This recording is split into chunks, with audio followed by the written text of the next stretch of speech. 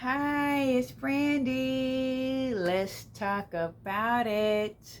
So, today I am going to be talking about my bilateral salpingectomy experience. I am officially a sterile lady. Yes, yes, yes. So, I am officially 2 weeks and 1 day post-op, and I'm feeling pretty good. I'm healing nicely, and I'm getting the proper rest because I don't want to slow anything down. So, the procedure. So, a bilateral salpingectomy, which is a form of sterilization for women where they remove your fallopian tubes, both of them, hence bilateral. And I got my procedure on September 26, 2022.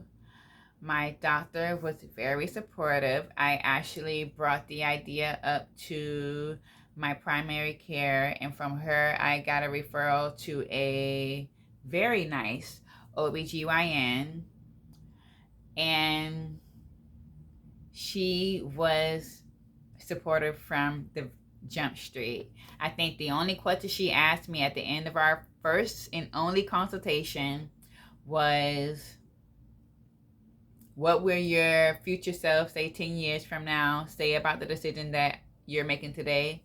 I'm 33, she would be 43. And I just basically said that I don't think she would want to be birthing and raising children any more than I do. And after that, I got my appointment to do the procedure. I had to cancel the first one because we were moving. So the second one ended up being the one I just did on the 26th of September. So I got up that morning. Previously, the day before, I could not have any more fluids, food, solids after midnight, and then nothing to drink 2 hours before the surgery. So the day of, I got up, I had to be there by 8:50, and totally slipped my mind, to hold. Oh, and I am not giving any medical advice whatsoever. That's just a disclaimer. I am simply sharing my experience. So, I had totally forgot, and this might be a little TMI, but I peed before I left to go to the hospital, and when I got there, I needed to produce urine. So, of course, I couldn't have any more fluids, so they ended up hooking me up to an IV. And then I had to do blood work, and it took me a while. So, most of my waiting when I first got there was just to activate my kidneys to give them some urine. And that took like 2 hours, I want to say 2.5 hours. So then in the midst of that, I had to do blood work, make sure I wasn't pregnant, and I got to meet my whole team, all women. And I think I had my two main concerns was intubation and the catheter. I had never experienced either one, but my doctor ended up confirming that those were inserted and removed while I was already under from the anesthesia.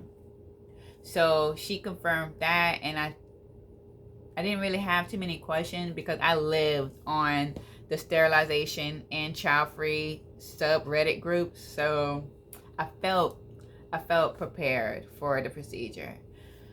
So again, I finally was able to give them urine, and we moved on. It was just a waiting game.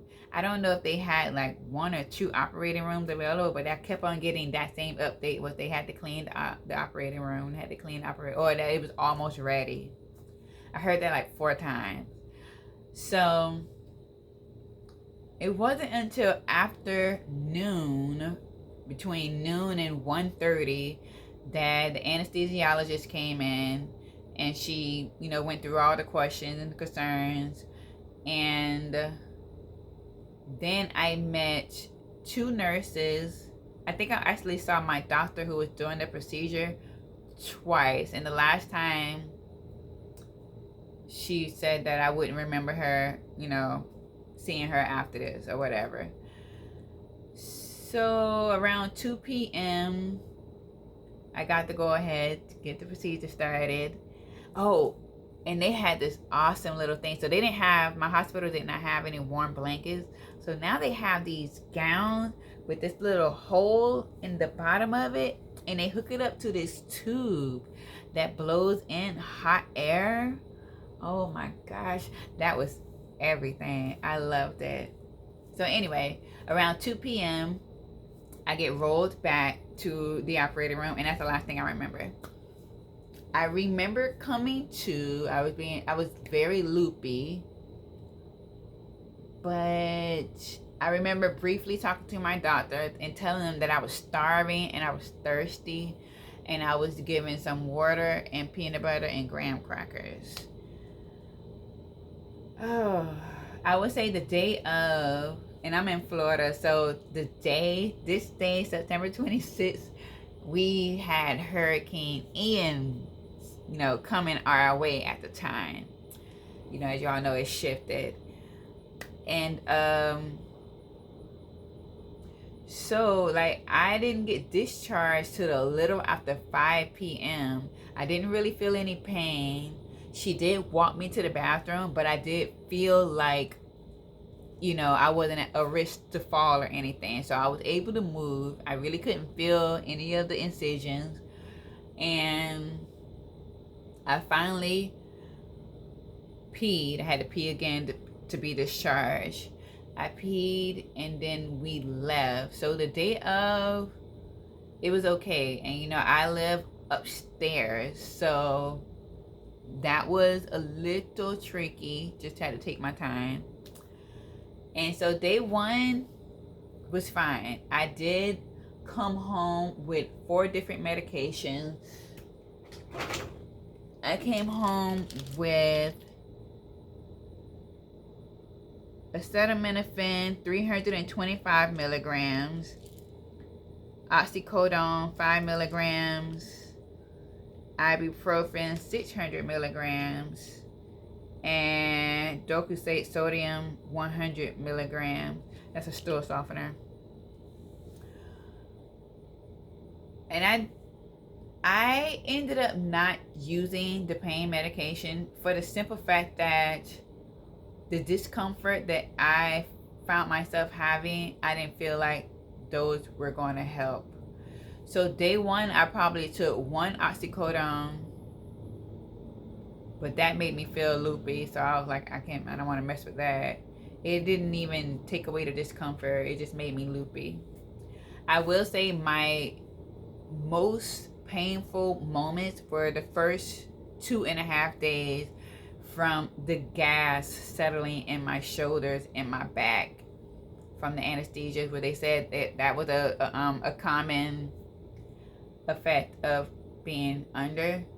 So I had horrible gas in both of my shoulders and my back, and it really seemed to trigger when I laid on my back trying to get ready for bed at night. So the first 2 days, I actually slept sitting up in my big comfortable computer chair with my legs over my bed, because any other way, any kind of laying down, it was just not happening. And the second night when I did attempt, it got so bad that I had to get up in the middle of the night, it's like 2 a.m. and walk the halls. I took gas sets. That's another thing they tell you to get, is some gas sets, which I started taking those just to help alleviate that. I was drinking ginger ale, tonic, soda water, just anything to help with the gas. That was like the main cause of discomfort, was the gas in my shoulders. I had never experienced that. And this was my first surgery. I got my wisdoms removed, but this was like my first in-hospital surgery, God willing. That's all I need. And by day 4, I felt fine. I was able to walk around. I wasn't lifting anything heavy. It can't be any more than 10 pounds. But by day 4, I felt pretty good. Day 5,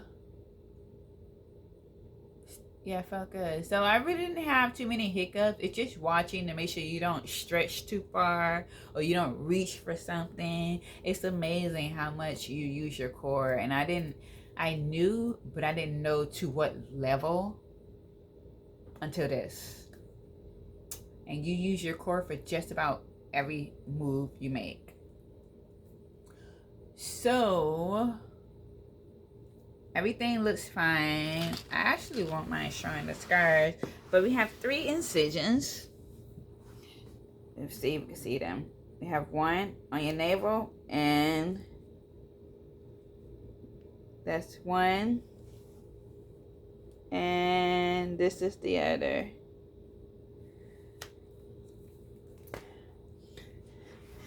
Three little baby incisions that are healing beautifully.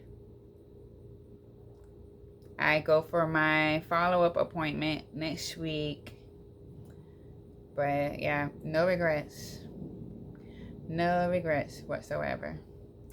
I'll do another video about why I chose to remain child-free. But yeah, this was no regrets.